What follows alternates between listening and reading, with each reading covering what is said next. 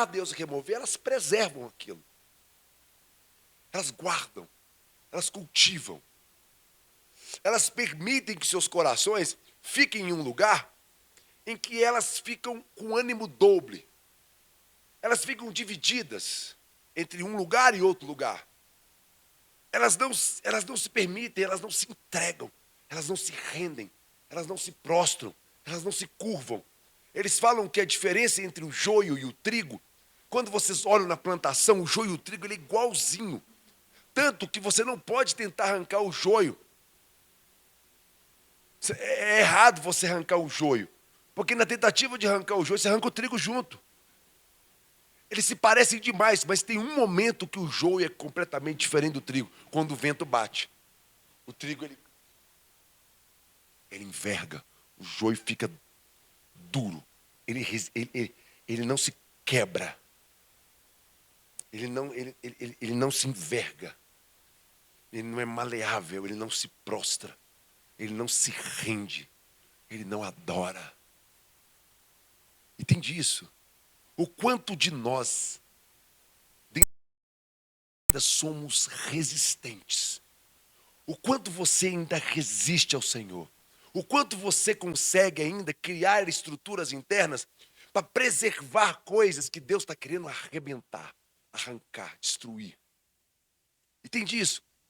Nesse momento, esse é o dilema.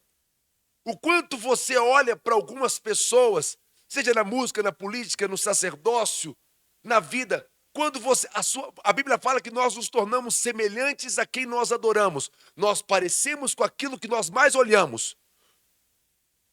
Para onde você olha, determina o que você está se tornando. Para onde os seus olhos eles se inclinam? Em quem você tem expectativa e esperança? Aonde você mira os seus olhos? A idolatria tem a ver para onde você está olhando. O que você coloca num lugar em que você inclina o seu espírito, em que você coloca as suas expectativas, a sua esperança. Então, Deus, ele é o destruidor de ídolos. Ele quer arrasar com essa estrutura interna. Ele quer que você se dobre. Ele quer que você seja maleável. Ele quer que você se envergue. Ele quer que você se quebre. Ele precisa que você se quebre. Para ele prosseguir a ação dele em você, é necessário que haja rendição.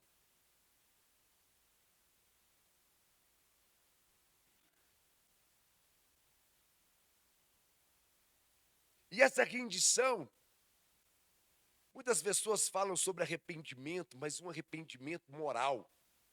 Eu me arrependo de práticas, não sei o quê. Mas para mim, antes do arrependimento vem a rendição. Porque a Bíblia fala que quem me convence dos meus erros é o Espírito.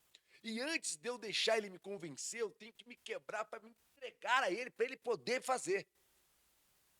Eu acho que existem muitas pessoas se arrependendo moralmente. Não, eu não faço mais isso, eu não faço mais aquilo. Eu larguei essa prática, larguei aquela outra. Então, mas ainda não perdi o controle. Mas eu ainda não abri mão de proteger o que eu quero. Eu tenho uma dificuldade com isso na prática da religiosidade. Eu vejo pessoas que falam com a boca sobre aspectos morais, um moralismo religioso muito violento, mas eu não vejo essas pessoas quebrando, rendendo, perdendo, jogando, se lançando. Essa figura que a gente viu aqui agora, gente, é uma das figuras bíblicas mais sensacionais. Nós estamos falando dos 24 anciões e cada um tinha coroas. Toda vez que eu estou adorando, essa figura vem na minha cabeça. Os camaradas olhando para Jesus, eles pegam suas coroas e lançam suas coroas aos pés. Em outras palavras, se aquelas coroas representam o galardão, o mérito ou qualquer outra coisa que aquelas pessoas poderiam ter, por exemplo, Abraão é um desses anciões, e todo o mérito, tudo que Abraão conquistou, resultou para ele, talvez numa coroa, não estou falando de meritocracia, estou falando tipo assim, um galardão, ou qualquer coisa que você possa imaginar, uma retribuição espiritual por aquilo que ele fez aqui na terra, não sei. Só sei que quando ele olha para Jesus e olha para a coroa dele, fala assim, que não vale nada. Pum, joga no pé dele. Fala assim, cara, isso aqui não vale nada. Perante o que eu estou vendo agora, perante do Criador do céu e da terra, o que era, o que é, o que há de vir, o que criou todas as coisas, e as coisas só existem por causa dele. Cara, o que eu fiz é nada. Quando você realmente se coloca no lugar de total dependência, rendição, eu sou totalmente dependente. Entende isso? Espiritualmente falando. Davi, dos 10 mandamentos, ele quebrou 9.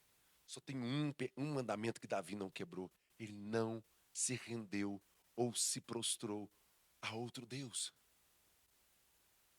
Davi, quando ele pecou, ele percebeu que ele pecou contra Deus, moralmente falando, com adultério, ou com homicídio, ou com furto, porque ele foi ladrão, homicida e adúltero. Davi foi sinistro. Ele matou a mulher, ele matou o marido da mulher que ele apaixonou. Como é que é? Um oficial dele estava defendendo um soldado fiel dele. Na batalha, ele não vai para a batalha, que ele tinha que ter ido. Ele fica para ficar com a mulher do cara. E joga o cara numa situação para o cara morrer para ficar com a mulher dele e em adultério. Pensa, o cara foi mal, paia. E a Bíblia fala que o coração dele era segundo o coração de Deus. Por quê? Porque ele se envergava. Em meio a tudo isso, ele, quando Deus chamava ele ele desmontava, ele não tinha resistência. Ele se colocava no pó. E a Bíblia fala em Salmo 132, se eu não me engano, ou 32, fala que tem uma coisa que Deus ele não despreza. É um coração contrito e quebrantado. Havia uma geração que estava com essa esperança no coração. Haviam aqueles, agora vê se vocês conseguem capturar comigo a mensagem de hoje. Haviam aqueles que estavam sustentando um plano B, que não queimou o seu barco, que não queimou carroça. Gente, nós, cada um de nós aqui, temos dentro de nós uma estrutura, ainda que não foi quebrada. Todos nós que estamos aqui. A pergunta é, hoje, existe mais plano A dentro de você do que plano B? Ou o plano B ainda sufoca o plano A?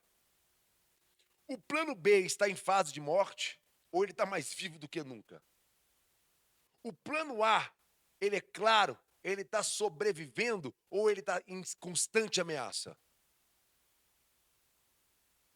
Naquele momento tinha plano B e tinha plano A. O plano A, Deus tirou o povo do Egito. Plano A, agenda de Deus rumo à terra prometida. Plano A, Monte Sinai, Moisés lá em cima, Deus escrevendo as tábuas da lei com o dedo dele.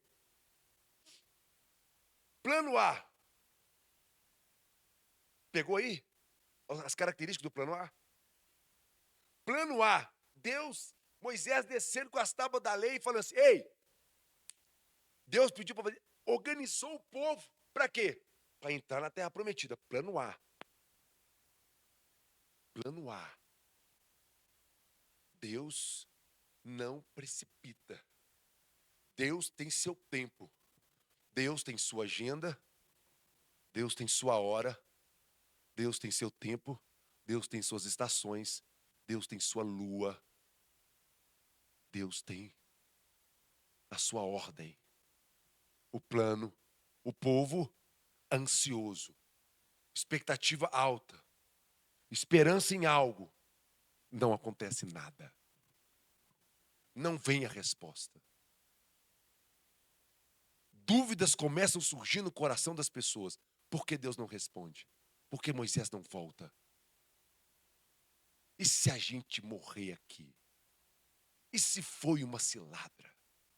Os sis começam a predominar. A dúvida começa a ficar mais forte do que as convicções. as janelas killers começam a abrir. O tempo de enganação, de mentira, de escravidão, vem ao coração e começa a articulação. A oposição começa a levantar. O plano B começa a ressuscitar. O plano de Moisés começa a enfraquecer. Por quê? Ele demora, porque está demorando.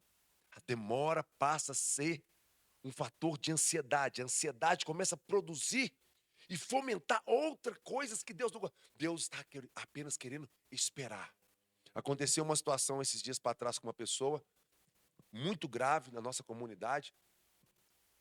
E tudo que nós estamos fazendo, um grupo de líderes que lidera essa pessoa, espera. Até agora eu não conversei com essa pessoa. Eu quero ver o que ele vai fazer. Qual é a reação dessa pessoa em meio ao silêncio. O que vai manifestar normalmente quando a gente silencia, porque de fato você não tem o que fazer. Você precisa esperar aquela pessoa se posicionar dentro da decisão que ela tomou. Normalmente ela coloca para fora o que há de pior. Ou revela uma construção verdadeira que foi feita. Quem sabe descansar é aquele que desistiu. Quem desistiu foi aquele que quebrou. Quem quebrou foi aquele que entregou. Quem entregou está num lugar de dependência. Quem reage é que está vivo. Está vivo porque o que Deus pediu para morrer não morreu. Estava escondido, estava incubado. Entende isso? Estava maquiado. Para tomar remédio. Depois eu tomo. Me lembro do final do culto, eu posso tomar depois. Então o silêncio de Deus, ele tem um propósito. Ele quer saber o que você vai fazer quando ele não estiver falando nada. Se o que ele está fazendo em você é real, se realmente você está posicionado no lugar certo, então você vai esperar. Eu tenho uma coisa para mim, para treinar, para aperfeiçoar pessoas. Eu gosto de derrotas. Eu gosto de tempos de silêncio. Eu gosto de... A Bíblia fala que é melhor o dia do luto do que o dia da festa. Porque no dia do luto você lembra que Deus existe. No dia da festa você esquece que Ele existe. A gente gosta muito de estar no up, de estar sustentado por grandes emoções. Eu já gosto de sobreviver nos vales. Porque se eu glorifico a Deus no vale, eu glorifico Ele na glória. Mas o vale de decisão é um lugar que te coloca num lugar para saber o que você vai fazer. E nós estamos num momento que talvez Deus não responda. Talvez Deus entregue a terra por um tempo aos homens. E pode ter, quando as contagens, há pouco, 7 anos, não sei quantos, 7 anos, mais 7. Pode ter essas contagens e de repente Deus silencia e entrega ao homem a seus próprios prazeres e desejos e ambições e por disputas de poder. E pode ser que aconteça e Deus não responda e simplesmente deixa o pau quebrar para que as consequências daquilo que foi plantado seja colhido e todos possam ver a maldade. E nesse momento, uma quantidade enorme de pessoas na Terra pode tomar posições completamente equivocadas e pode produzir deuses completamente falsos. Entende o que eu estou querendo dizer? A ansiedade, por causa da demora da resposta, ela pode gerar idolatria. E o mais interessante da idolatria é que você deposita o seu recurso naquilo que não é de Deus. A primeira coisa que Arão fez foi, quando Arão foi convencido, o sacerdócio se corrompe. Quando o sacerdócio se corrompeu, a religião se corrompeu, e ela falou assim, vamos começar a falar que Deus está fazendo o que Deus não está fazendo. Tem uma frase que eu vi aqui, viu? Olha que loucura.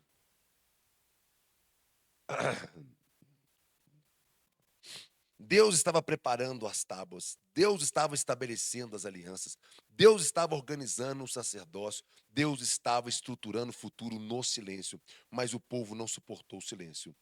Quando não suportamos o silêncio de Deus, construímos substitutos.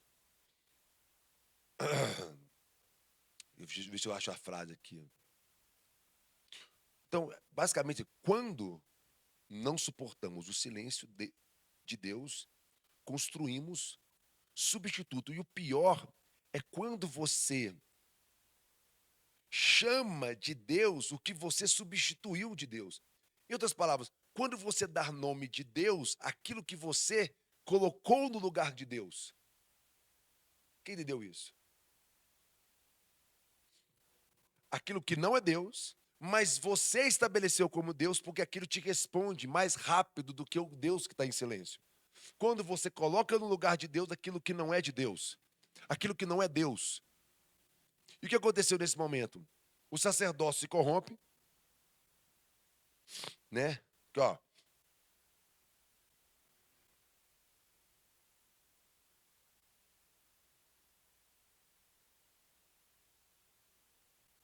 lembrei, achei.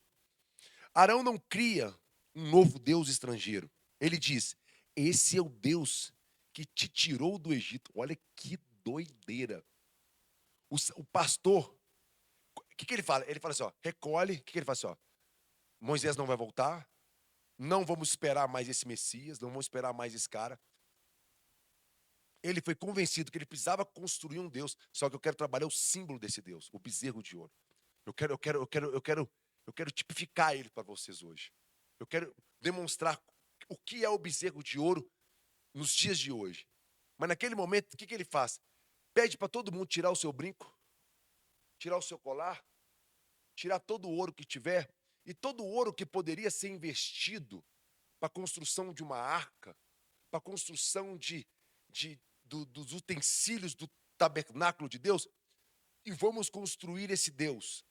Então, é muito importante uma geração que investe os seus recursos para produzir alguma coisa que possa responder com mais rapidez aquilo que Deus está em silêncio, para produzir dentro de nós aquilo que Ele está fazendo. E o que Ele está fazendo? Vou repetir. Deus está preparando, está escrevendo Deus está escrevendo a sua lei nas tábuas do nosso coração. Ele está estabelecendo uma aliança eterna. Ele está produzindo dentro de nós um tabernáculo e ele está estruturando o futuro. Ele está construindo o Tikkun Hadam. Ele está fazendo algo dentro e ele está fazendo em silêncio. Isso te ofende. Porque nós ficamos procurando fora o que Deus está fazendo dentro e isso é violento. E quando nós procuramos fora o que Deus está fazendo dentro, nós eliminamos ou nós neutralizamos, nós paramos o que Ele está fazendo dentro para procurar algo fora. Algo que nós podemos palpar, algo que nós podemos tocar. Porque isso, para a gente, tem mais valor do que a ação que Ele está fazendo dentro de nós. Isso é o fim do processo espiritual. Todo o processo de Deus é de dentro para fora. O rio flui de dentro para fora. Se você valorizar o que está fora, você eliminou o que Deus está fazendo dentro. Você interrompeu a ação do Espírito. Você criou e colocou para fora as suas expectativas. Você criou um Deus que você toca e que, de fato, seus olhos podem ver para onde você olha e a imagem de quem você se torna. Quem entendeu isso? Vou dar. Este Deus, Arão não cria um novo Deus, Arão não cria um novo Deus estrangeiro. Ele diz: este é o Deus que te tirou do Egito.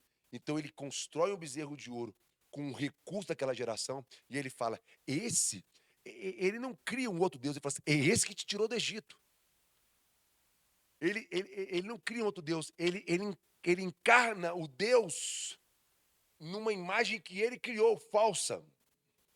Ou seja, ele pega a memória da libertação e converte em idolatria. Ele não abandona Deus, ele remodela Deus à nossa necessidade e controle. Uau! Gente, isso é muito poderoso. Você remodelar. um Deus para que você tenha controle sobre ele, e não ele tenha controle sobre você. Para e pensa, gente. Hoje, o que está fora do seu controle? O que te tira o sono? É o que você não controla. É ou não é verdade? O que te dá crise de ansiedade? O que você não controla.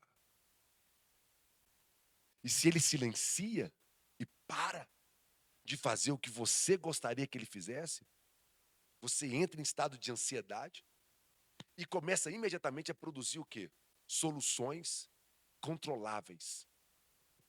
Nesse momento, você não abandona Deus, você remodela Deus à sua necessidade de controle. Entende o que eu estou querendo dizer? O crente não abandona, ele redesenha um tipo de crença num tipo de Deus que é capaz de fazer o que ele quer que seja feito, não o que ele precisa que seja feito. Cara, isso. Vocês estão conseguindo entender? Sim ou não? Isso é construção da idolatria. Eu vou falar quando tiver que falar. Calma. Eu estou produzindo conteúdo, um contexto, calma. Vou chegar lá. A ansiedade gera. Aí eu, por causa da sua ansiedade, eu vou falar uma coisa para te responder. E isso é idolatria. E eu não sou o bezerro de ouro. Vai de calma.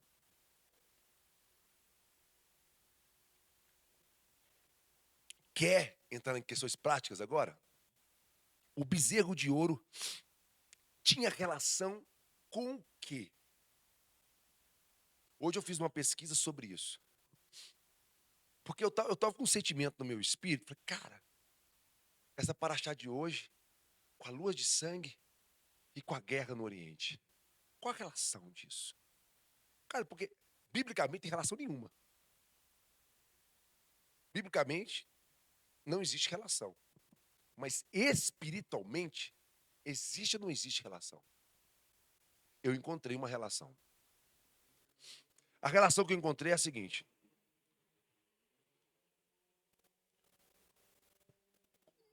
Qual é o que representa o bezerro de ouro? O recurso empenhado de uma geração,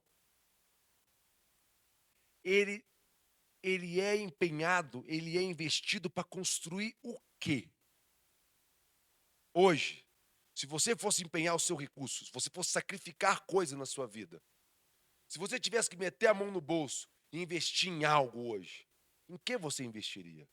Se tivesse que te sangrar financeiramente, ao ponto de te colocar numa situação assim, cara, da viúva pobre, eu coloco tudo aqui, ó, pum, eu acredito em algo. Não estou falando de espiritualidade, estou falando assim, na real, no mundo do business hoje.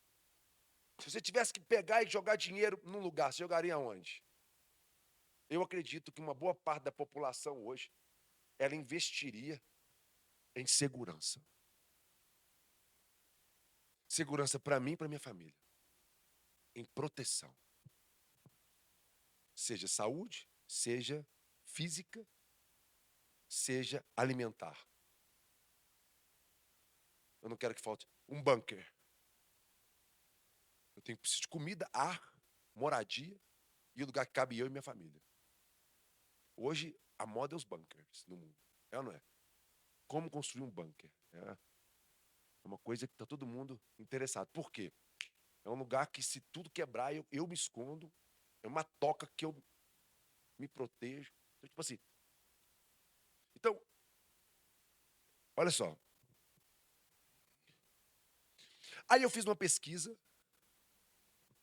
sobre o que o bezerro de ouro representava no mundo antigo, especialmente no Egito e em Canaã. O que representava o bezerro de ouro? Olha que interessante. O bezerro de ouro representava força, o bezerro de ouro representava fertilidade, o bezerro de ouro representava prosperidade, o bezerro de ouro representava força militar, O bezerro de ouro representava proteção econômica, era um símbolo de estabilidade e segurança. Uau! Foi prático? Será que nós não estamos também construindo bezerros de ouro no silêncio de Deus? Na demora de acontecer o que nós gostaríamos de acontecer? Em que nós estamos apostando? Entende o que eu estou querendo dizer? É sensível. Porque isso faz com que você também olhe para a geopolítica e você tome o quê? Posição. Você lembra quando... Deixa eu ver se eu consigo achar aqui. Você lembra quando... Quer ver? Deixa eu achar aqui. Quando Josué 5, versículo 13. Põe para mim aqui, por favor. Põe para mim aqui. Josué 5, Jorge, 13 e 14. Encontrando-se Josué, já na proximidade de Jericó, de repente, ao olhar para cima, viu um homem em pé, empunhando uma espada. Aproximou dele e perguntou-lhe: És tu dos nossos ou dos nossos adversários? Para mim aqui. Olha o que Josué queria saber. Nesse momento em que ele está entrando na terra, uma tensão de guerra, ele queria saber de que lado aquele homem com uma espada ele estava. Passa para mim. Então o homem lhe informou: não sou dos teus e nem pelejo contra ti. Eu não sou de um lado nem de outro. Eu não estou do lado nem de um nem de outro. Venho com a responsabilidade de combater, de combate do exército do Senhor.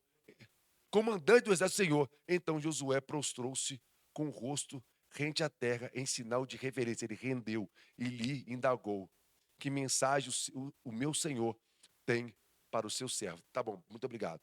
Então, é muito interessante, nesse momento, eu não sou da oposição, de quem está te combatendo, e também não sou dos seus, eu não faço parte do seu exército, e nem dos deles. Eu estou te levando para uma outra perspectiva. Eu quero te trazer para um outro lugar. Eu estou fora dessa guerra sua. Só que a guerra que vocês estão guerreando é fruto de expectativas que vocês colocaram e de estruturas que vocês construíram para preservar o que vocês têm controle.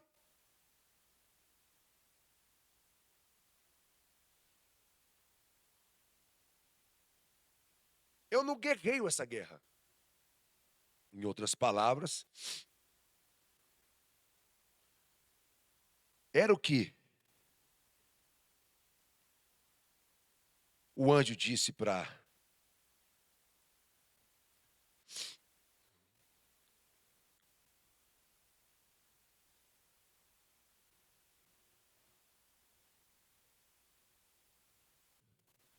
recapitulando. Vocês estão entendendo o que eu estou querendo dizer? Estão conseguindo pegar o raciocínio? É muito importante a gente sondar o nosso coração. É muito importante você, perante Deus, você saber se você está de fato participando de uma construção eterna ou se você está construindo um tipo de vida que, no momento que te colocar numa prova, você vai optar por um projeto que ele é mais forte no seu coração do que o projeto de Deus. Gente, não tem outro evangelho. Eu tenho repetido aqui, não tem outra forma de pregar o evangelho.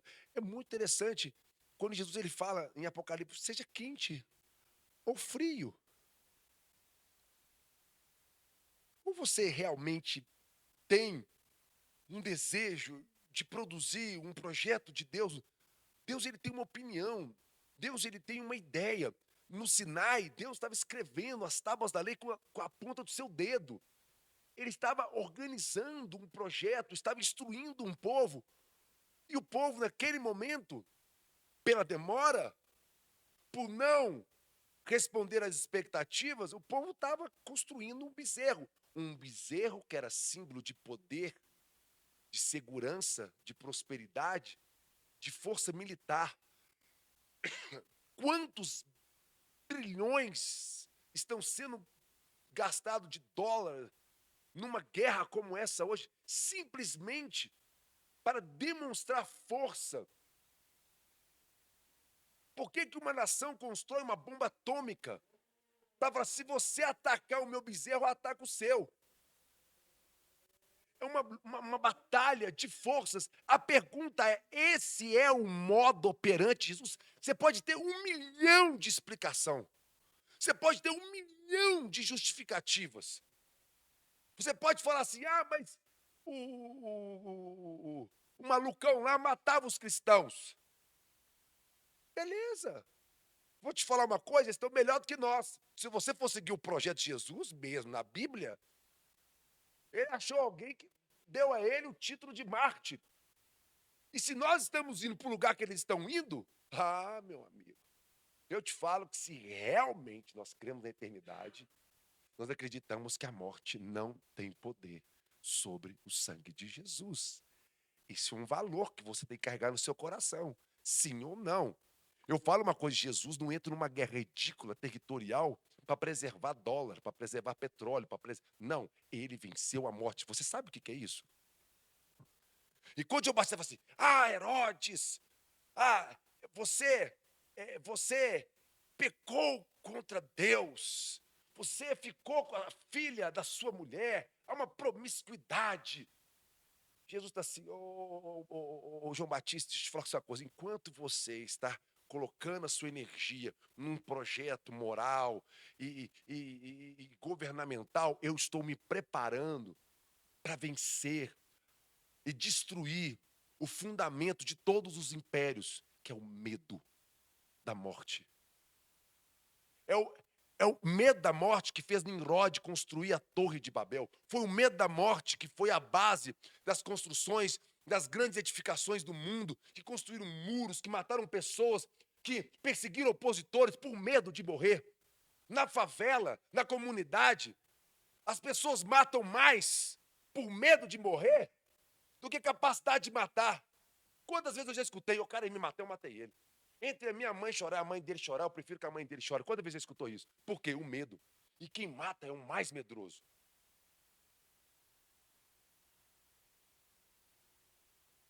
Por quê? O medo, o senso de proteção, ele te leva a fazer o que você não imagina que você faria. Porque você quer se proteger. Jesus, ele disse, e é destruidor o que ele fala. Se você ferir com a espada você será ferido. Chupa essa manga. Simplesmente isso. Ele disse assim, é guerra? Não vou vencer com espada. Sabe como é que eu vou vencer? Com entrega. Eu vou me entregar.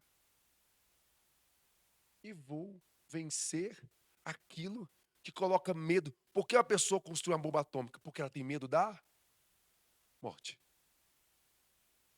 Porque a pessoa, por que eles falam assim, eu vou proteger as famílias? Porque todos têm medo da morte. E no discurso da proteção, milhares de pessoas investem o quê? Num projeto que vai proteger quem? Eu e minha família, pelo menos, da morte. Nessa hora, eu embarco num projeto. A pergunta é, se nós realmente somos cristocêntricos, nós não podemos aceitar um projeto que desembanha a espada em qualquer hipótese.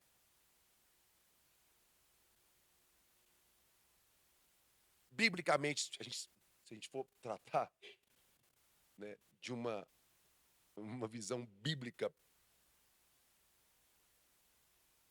cristocêntrica, não existe em nenhum momento margem para desembainhar a espada. Ponto final. Ele morreu. Ele se entregou como um cordeiro mudo, foi ao matadouro e morreu. E a grande história que nós contamos é que ele ressuscitou ao terceiro dia. Aleluia. E a grande promessa dele é: se permaneceres em mim, eu o ressuscitarei no último dia. É simples assim. A questão é, que tipo de gente que tem uma construção interna tão consolidada, tão estruturada, ao ponto de não cair em nenhuma tentação externa, não deixar que o medo da morte o mova para nenhum outro tipo de projeto, ao ponto de aguardar o silêncio, tendo fé e convicção, e firmeza e certeza das coisas que não estão vendo, mas uma convicção plena das coisas que se esperam, e simplesmente não se move, porque está consolidado numa fé, numa relação real com Jesus, e uma convicção plena que ele vai fazer, não importa a hora, não importa o tempo é dele, a hora é dele.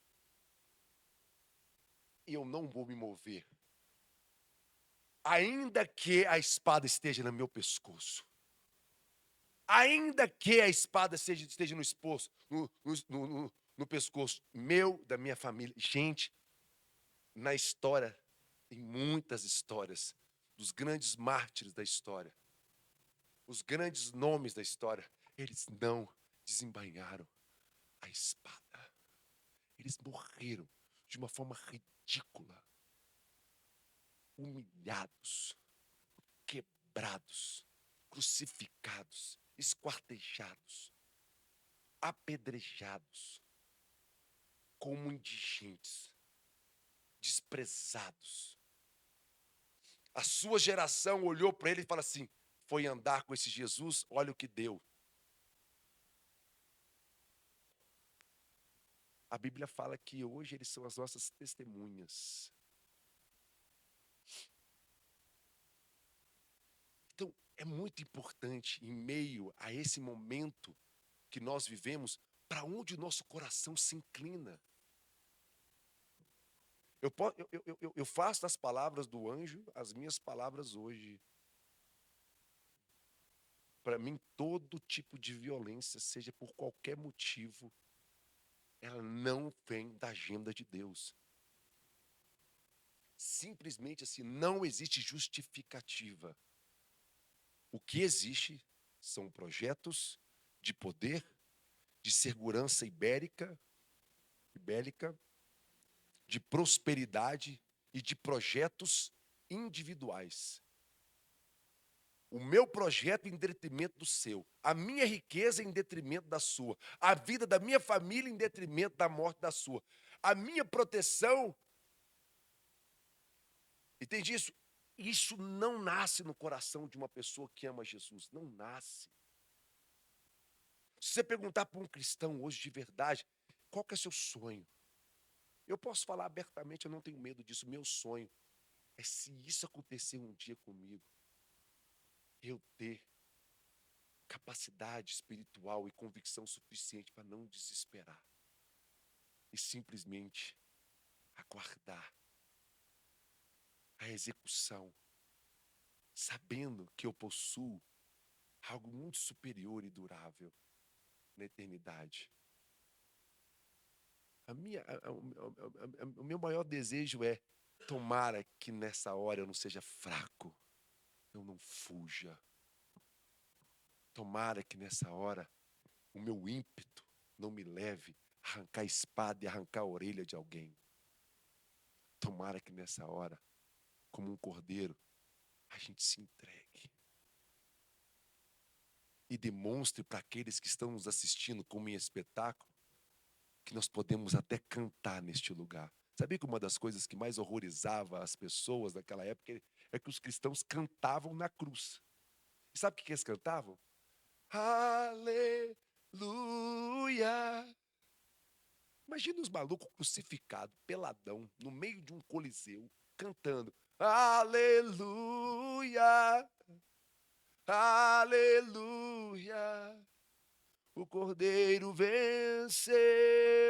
Imagina, as pessoas assistindo esse espetáculo. Gente, isso é fato histórico, não estou falando nada aqui da minha cabeça. Estuda a história da igreja e o dos mártires da igreja. Eles morriam cantando. Isso foi um dos motivos de maior conversão na época, de um avivamento, porque como é que um povo, como é que eu, que tenho tudo, não estou cantando, e esse povo está morrendo cantando? Como? Que alegria que é essa que esse povo tem em meio à morte? Eu tenho tudo, não tenho essa alegria. Eu tenho estabilidade, não tenho essa alegria. O bezerro de ouro não me dá essa alegria. Mas de onde vem a alegria desse povo? De dentro do Espírito, de algo maior. Eles morriam cantando e milhares de pessoas se convertiam naquela época. Por quê? A gente não consegue parar esse povo nem na morte. E sabe que esse foi um dos motivos, isso em 300, sabe que esse foi um dos motivos, se pegar a história, que Constantino, um líder político muito inteligente, em 330, ele falou, cara, não adianta, velho.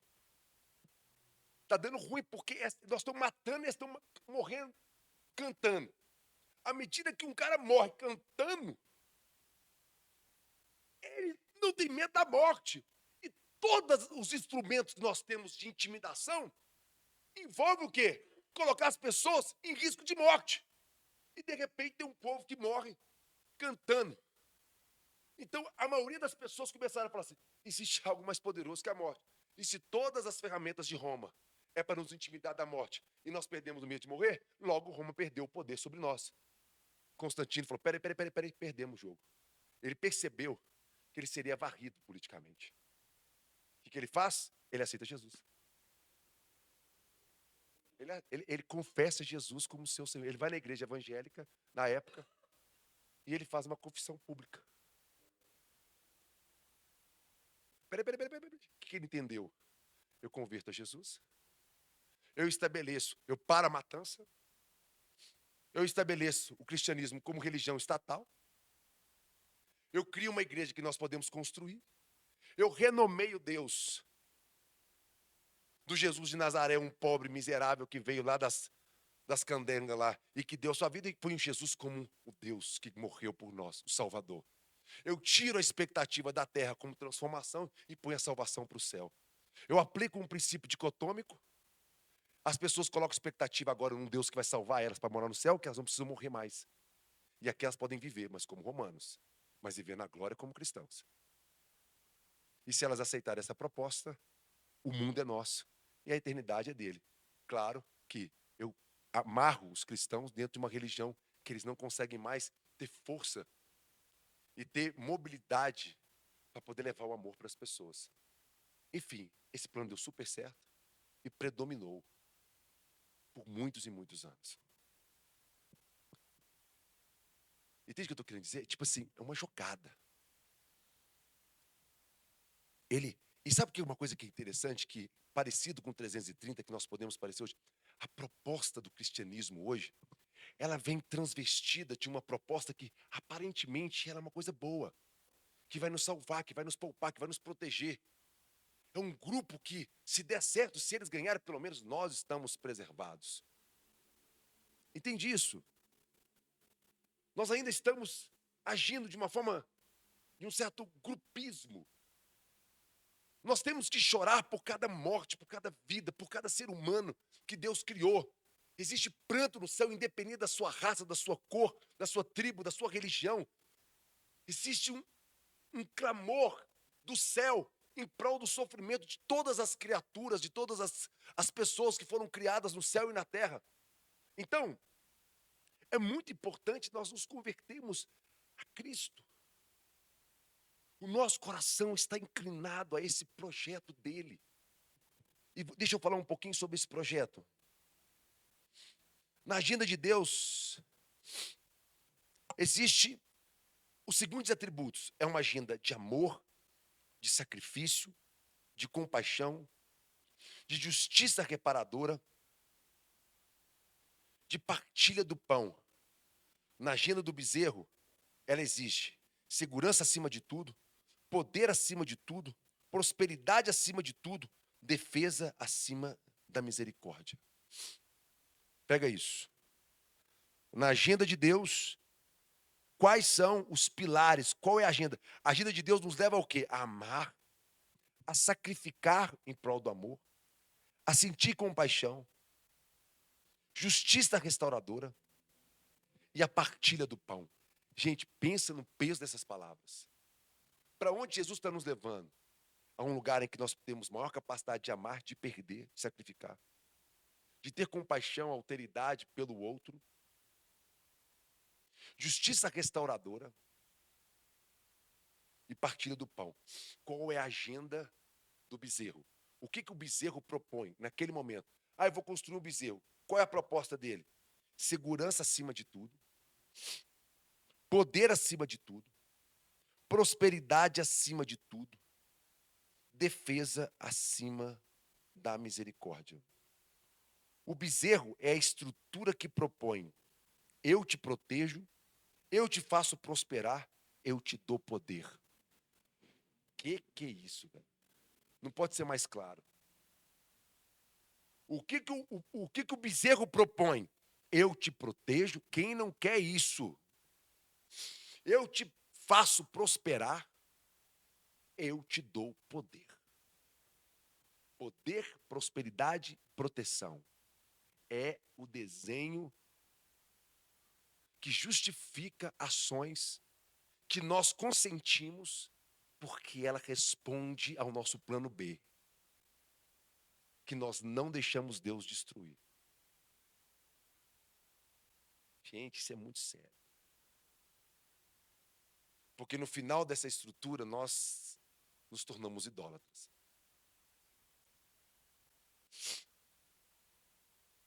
No final dessa estrutura, nós nos tornamos idólatras. Que tipo de coração é capaz de andar na agenda de Jesus? Olha a agenda de Jesus, o que ela propõe. Amar os inimigos, dar a outra face, perdoar 70 vezes 7, servir em vez de dominar. Agora, pega essas frases aqui, importantíssima. Faz esse paralelo para mim, eu achei riquíssimo isso aqui, presta atenção. Jesus não forma milícias. Ele forma discípulos. Jesus não constrói exércitos. Ele constrói comunidade. Ele não defende o reino com espada. Ele vence pelo sacrifício. Gente, é um paradoxo estendido na areia. É um paradoxo. Em algum momento, nós vivemos e assistindo a atual conjuntura, o nosso coração ele se inclina para onde? Eu estou fazendo aqui hoje um detox. É uma pregação detox. Porque todos nós estamos no meio de uma situação. E eu estou tentando emitir o máximo de informação para bater em você, para você ajudar a separar umas coisas dentro de você. Para você criar isso ou isso. Entende? Eu não estou polarizando. Eu estou tentando organizar sentimentos. O que Jesus faria nesse momento? Eu gosto demais daquele livro do Bob Moff. O que Jesus faria se ele fosse prefeito? É uma pergunta. O que Jesus faria no momento de guerra agora? Nação contra nação, míssil para tudo quanto é lado, morte. O que ele faria? Ele subiria no seu cavalo branco e explodiria, protegeria Israel como defensor de Israel. Que Israel, primeiro, né? Essa Israel é a mesma que Israel de antes. Existe uma confusão tão louca, né? É uma coisa muito doida. De que lado nós vamos ficar? Jesus protegeria quem? O Oriente ou o Ocidente? O que Jesus faria nesse momento? Será que ele iria para os campos de batalha junto com João Batista, profetizar? Ou ele simplesmente continuaria cuidando dos necessitados, querendo criar uma onda de amor para que pessoas pudessem preocupar com os feridos, os marginalizados? E ele continuaria pregando um reino celestial, o amor pelo próximo, ao ponto de quererem matá-lo. E ao invés de ele arrancar a espada e lutar e convocar os teus anjos, o seu exército, porque afinal de contas ele é o Senhor dos exércitos. Ele se entregava como um cordeiro mudo ao matador e simplesmente morrer crucificado ou enforcado. Entende, gente, o que Jesus faria? Eu acho que se nós somos cristoceiros, nós temos que pensar nisso. Eu quero fazer o que ele faria. Não é da boca para fora. É um clamor de dentro de nós. Para mim, existe um clamor do meu coração. Poxa, como eu gostaria de me comportar da forma certa. Pedro, eu acho que depois que ele arrancou a espada, falou, puta, eu sou um puta vacilão, velho. Pô, que merda que eu fiz. Era para eu ter andado com ele, ouvido ele, mas é o meu impulso, meu sentimento de segurança, o meu plano B falou mais alto. E em vez de eu amar e sacrificar e me entregar, eu tentei matar, eu tentei guerrear, eu falei, chama o seu exército. Eu desesperei. Eu agi completamente em oposição a ele. E andei com ele 3 anos. Imagina o coração desse homem. Ficou dilacerado. Mas, cara, eu vacilei. Essa é a minha preocupação. Dentro de nós estamos aqui escutando, semana após semana, a palavra de Deus. Mas será que da gente, nós agiríamos como? De que forma? Esse dia eu estava com pressão, minha pressão bateu assim, lá no teto, sexta-feira. Tive uma pressão alta mesmo, passei muito mal mesmo, ao ponto de esmorecer assim.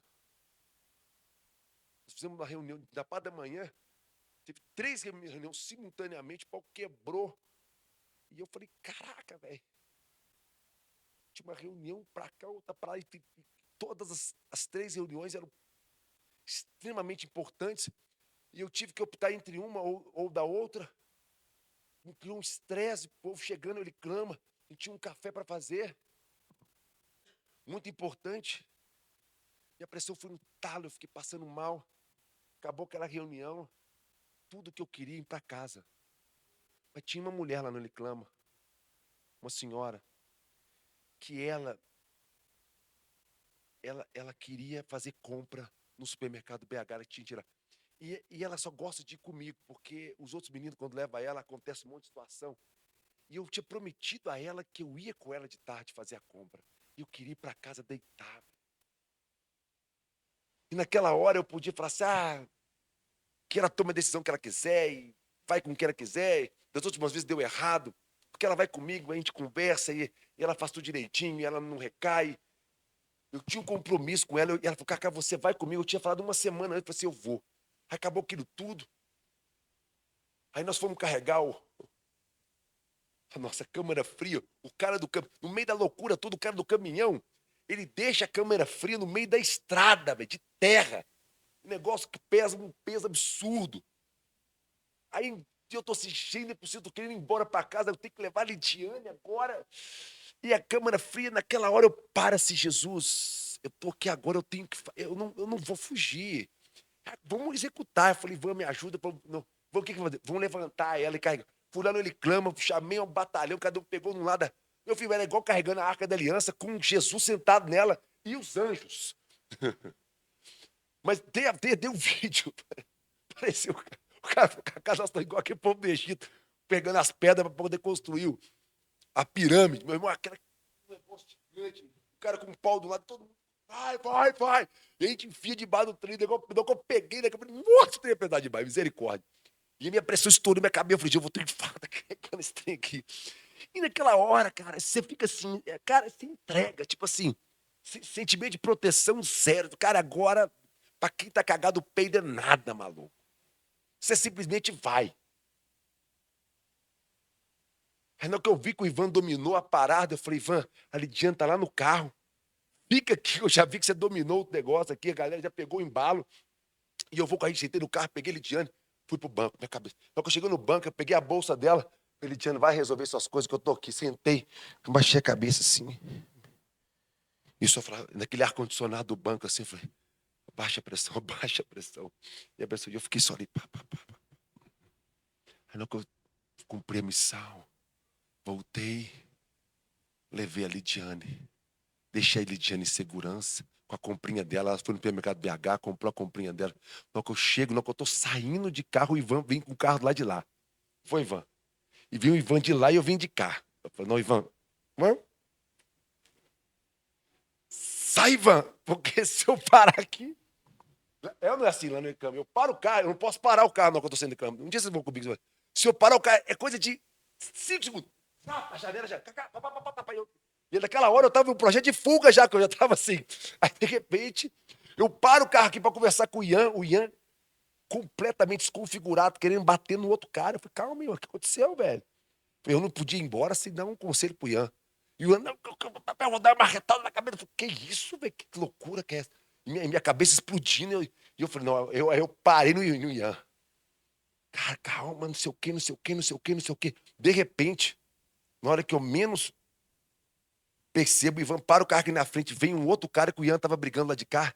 Eu vou te matar! Vou lá, você vai... Eu já olhei e falei, o que tá... É ele? Nossa, velho, o cara saiu pipocando lá pra baixo, assim. Eu vou lá... Aí, falei, calma aí. Aí eu já fui atrás do cara.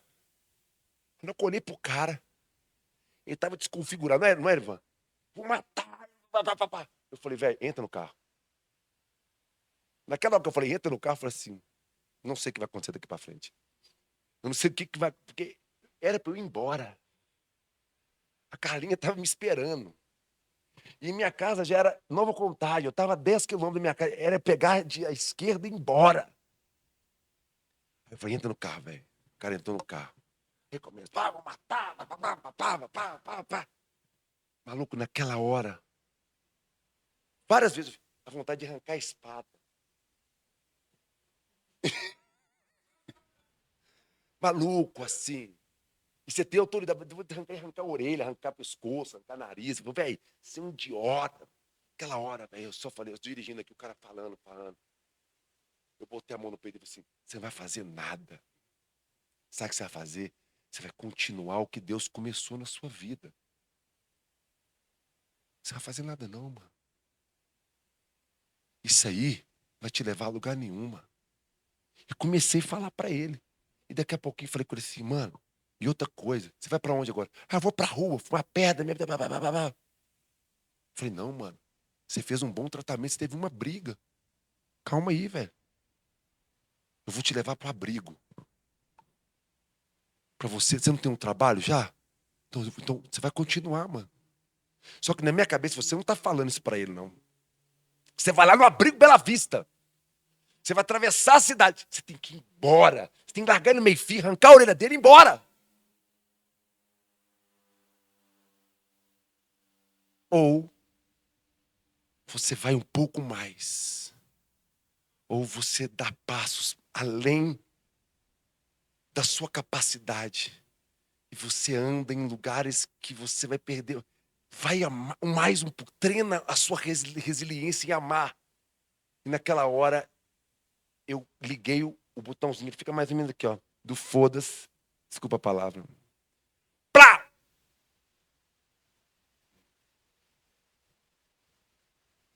E você se entrega. E aí vem o amor.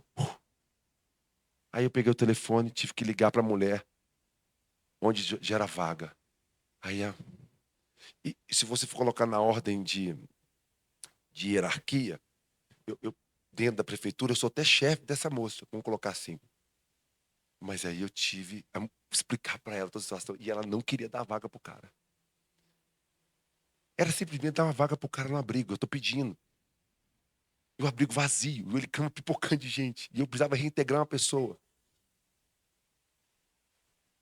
Aí eu passei, escuta, eu falei, não apela, não arranca a orelha, não arranca a orelha. Vai.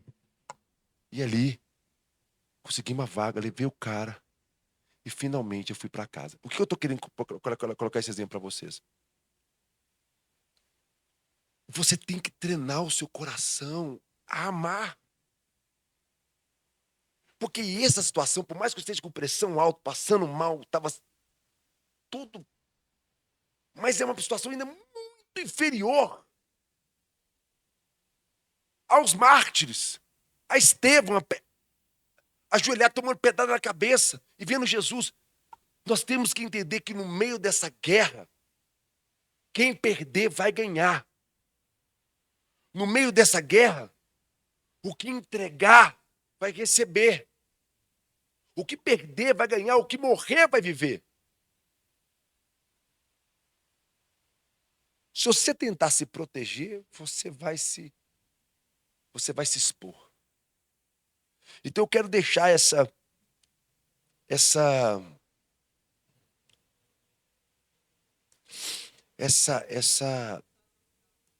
proposta, né? Essa proposta de nós sermos cristocêntricos mesmo, não no discurso, mas na prática. O bezerro de ouro é a tentativa de construir segurança sem transformação interior. Isso conecta com aquilo que você sempre pensa, ou então aquilo que eu sempre ensino para vocês aqui. Antes de transformar o mundo, o Tikkun Olam, é preciso restaurar o coração, o Tikkun Hadam.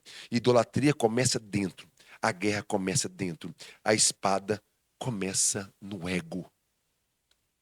Então eu finalizo aqui a minha mensagem de hoje para vocês. Eu deixo essa reflexão para vocês sobre o que é o bezerro de ouro. Hoje, a paraxá de hoje, Êxodo 32, o povo construiu um bezerro de ouro.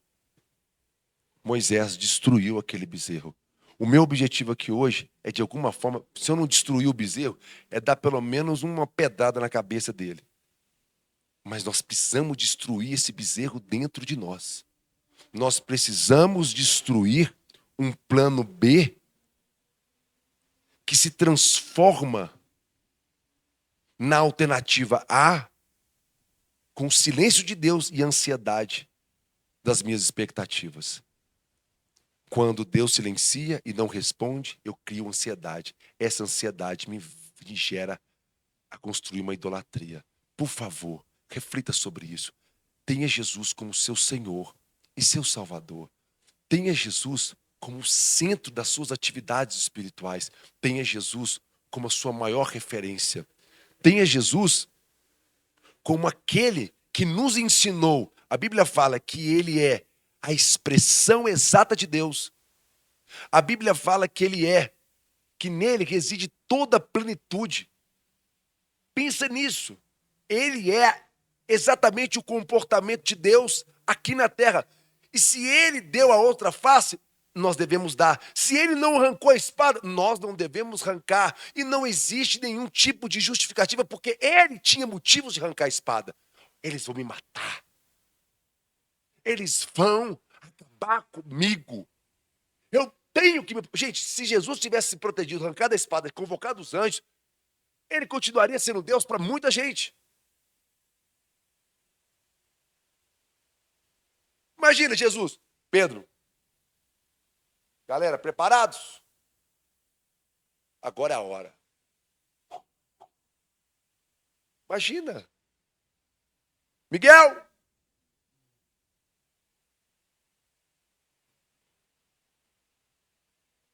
Eu tenho as forças. Imagina. Eu tenho o poder de Grayskull. Pam, pam, pam. E varria todo mundo e ganhava o governo de Herodes e implantava, Pedro virava o primeiro-ministro, Jesus o rei. Imagina o governo. Imagina, podia ter acontecido isso na visão. Imagina. Ele seria uma tendência mundial hoje como um líder de milhares de pessoas, um Deus também para muita gente. Mas não. Ele foi fraco perante os olhos dos homens. Mas nunca se viu tanta força moral, ética, espiritual. Alguém que poderia fazer, mas não fez. Não é que ele não poderia fazer. Ele poderia fazer, mas não fez. Ele falou assim, eu poderia chamar os anjos. Ele falou. Eu poderia convocar a legião de anjos, apertar o botão vermelho e o pau ia quebrar. Ele falou isso, eu poderia fazer isso, mas eu não vou fazer. Domínio próprio é poder fazer e não fazer. Eu tenho poder para fazer, mas não vou fazer. Você, tendo poder para fazer, você faz ou você não faz? tendo poder de matar alguém, tendo poder de humilhar alguém, você opta em fazer ou não fazer? É isso, a decisão é essa todos os dias.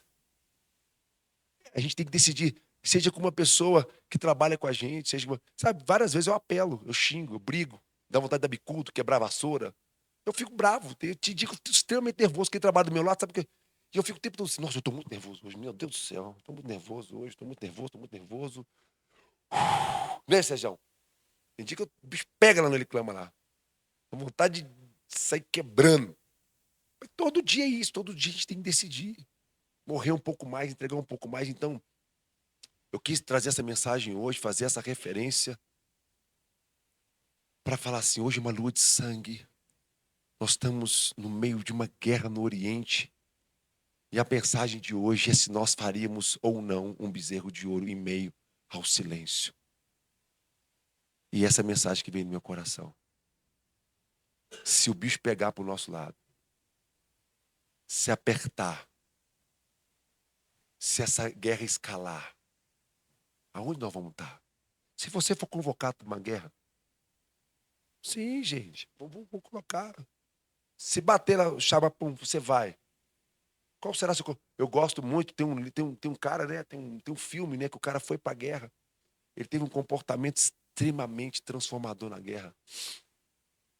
Eu vou para a guerra, eu vou para a guerra, eu vou para mar. Vou para mar. Vou arrumar algum jeito de fazer com que o mínimo de pessoa morra, e se o inimigo tomar um tiro, eu vou dar um jeito de salvar ele. Eu vou fazer alguma coisa muito doida. Mas não vou estar do lado de ninguém, não, velho. Eu vou estar do lado de Jesus. E o cara vai estar morrendo. Cara, te encontro daqui a pouquinho na glória. Por quê? Jesus não está nessa guerra. Não podemos até estar lá. Mas em nome dele, fazendo o que ele faria. E eu tenho certeza que ele não arrancaria a espada. Vamos ficar de pé? Uh! O ministro de louvor foi embora? Foi? Vamos, eu quero cantar essa música de novo com vocês. Ai.